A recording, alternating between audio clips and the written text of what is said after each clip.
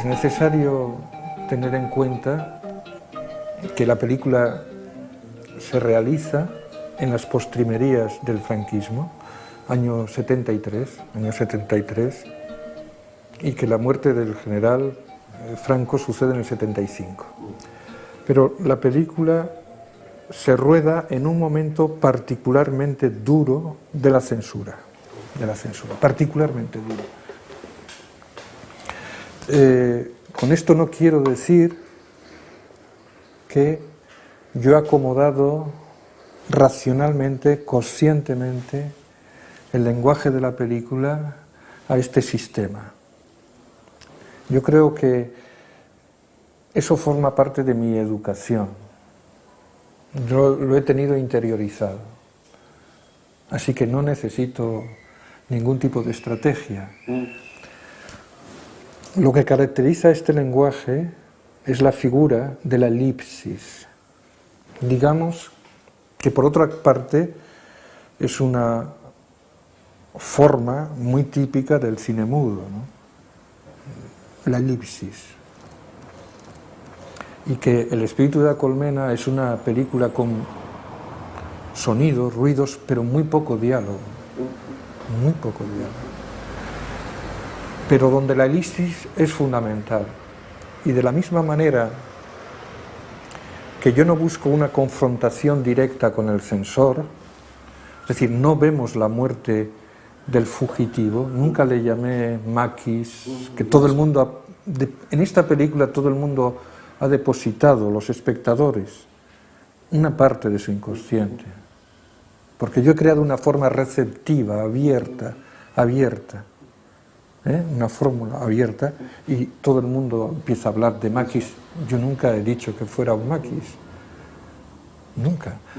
¿A quién escriben los personajes? Yo no lo sé, no he querido saberlo, no he querido saberlo.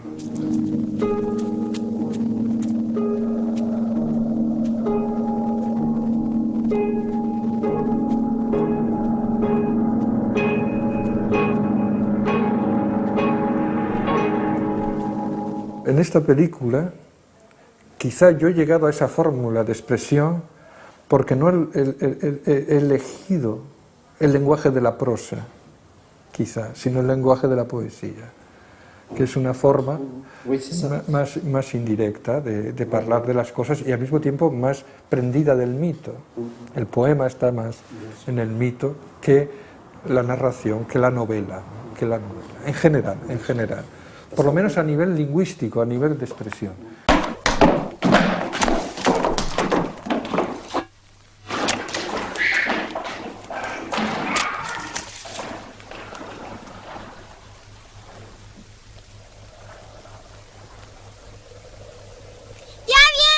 Juste une question sur la scénographie. Pour toi, c'est hors de question de filmer de biais. Oui. Toi, tu es toujours à 90 degrés par rapport au plan, et en même temps, tu aimes beaucoup la ligne de fuite, tu aimes beaucoup voir le personnage partir ou revenir, et ça, tu le referas, y compris dans Le songe de la lumière. Ça, toi, dans ta culture, ça vient de quel cinéma? Es una buena pregunta. Quizá, por un lado, hay la búsqueda de una simetría. Esto es algo que uno tiene de una manera inconsciente, ¿no? Que prefiere la simetría. Yo luego he descubierto, porque cuando hice El espíritu de la colmena, yo todavía no había visto películas de Ozu, que para mí es uno de las grandes referencias que tengo en la historia del cine, Ozu particularmente. Y cuando descubro las películas de Ozu, encuentro en su rodaje en interiores ese mismo frontalidad, esa misma simetría.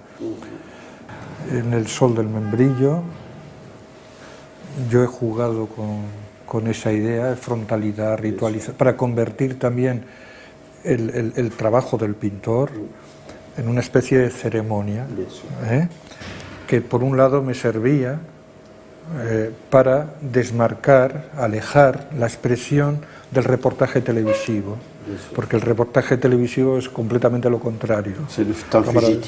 Exactamente. Entonces, para desmarcar o alejar la realización del reportaje televisivo, había esa introducción de la actividad también del pintor, sobre todo cuando él está pintando, cuando prepara todo su dispositivo, toda su estrategia, como una forma de ritual. Es necesario crear ese dispositivo para la captura de algo que justamente es muy fugitivo, el tiempo.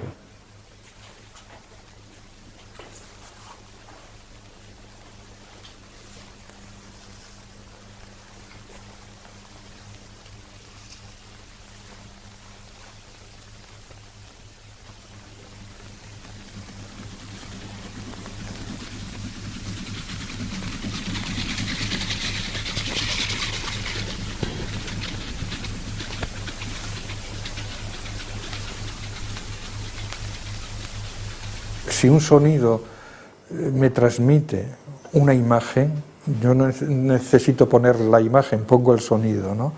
En eso, por ejemplo, ese sonido montado sobre una imagen muy distinta me está dando dos imágenes simultáneas. Un ejemplo, el largo plano, primer plano de la madre en la cama, Teresa, está en la cama, hace que duerme.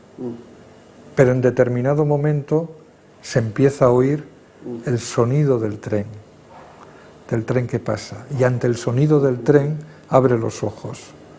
Yo no necesito mostrar el tren, es mucho más fuerte ese sonido, que por otro lado es un elemento vertebrador de la película, suena en el final de la película. Si se observa o se escucha en la película cuántas veces el tren está citado, el sonido del tren, se puede comprender. Hay toda una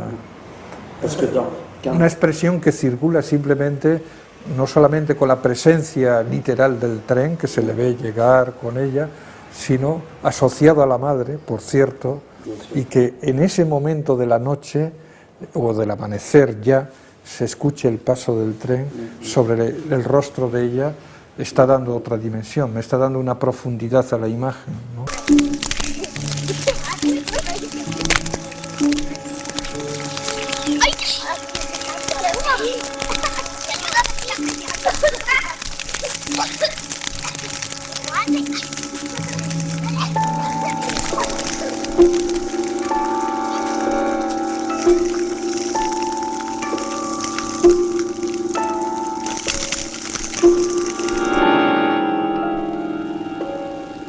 Si hice el ralentí era para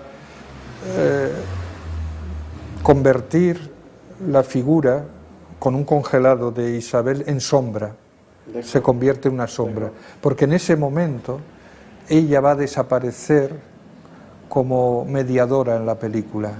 Ella ya ha ido al punto máximo que puede llegar Isabel. Isabel solo puede representar, dar un susto, pero no puede ir más allá. Por eso, cuando ella da el susto a su hermana, lleva la bata del padre y los guantes del alpicultor, ¿no?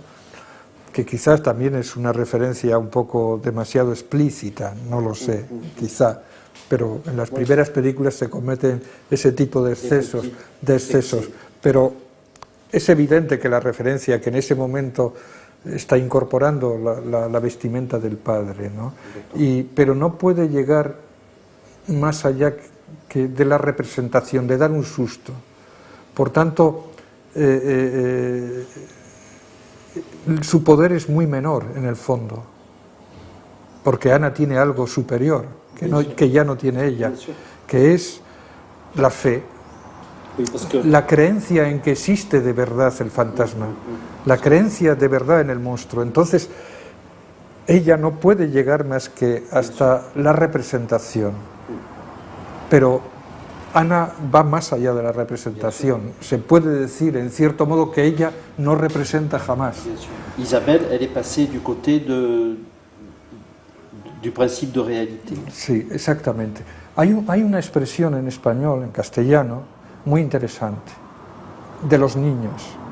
Entre los niños se decía, ¿jugamos de verdad o jugamos de mentira? ¿Jugamos de verdad o jugamos de mentira? Para decir que hay una categoría superior del juego que es jugar de verdad. On joue pour de vrai ou on joue, voilà, pas pour Entonces de vrai. pienso que Ana juega de verdad y que Isabel juega de mentiras. Cuéntame lo que me vas a contar.